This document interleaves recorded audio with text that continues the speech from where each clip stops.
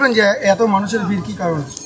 আপনারা জানেন দীর্ঘদিন ধরে বিগত দিন যতদিন তৃণমূলটা ক্ষমতায় এসেছে ততদিন ধরে পঞ্চায়েতে মানে কিভাবে কাজ হচ্ছে সাধারণ মানুষ পর্যন্ত জানেন না। এখানে যিনি উপপ্রধান তিনি এখানে পঞ্চায়েত পরিচালনা করেন, মেম্বারদের কোনোদিন তাদের গুরুত্ব দেওয়া হয়নি।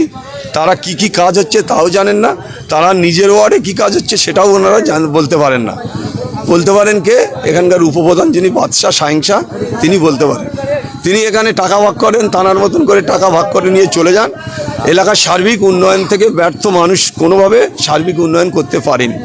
আমরা মেম্বারদের নিয়ে এসেছিলাম, আমরা এখানে সেক্রেটারি সাহেবের সাথে কথা বললাম যে পঞ্চায়েত প্রতি বছরে আর্থিক বছর যেমন 25-26 আর্থিক বছরে, 26-27 আর্থিক বছরে কত টাকা অ্যালটমেন্ট হয়, কত টাকা কোন কোন খাতে খরচ করা হয় সেটা আমরা জানতে চাইলাম। সেটা উনি সঠিকভাবে বলতে পারলেন না। তবুও আমরা বলেছি যে কাজই হবে, টেন্ডার হোক আর অঞ্চলে বুথের কাজ হোক, সমস্ত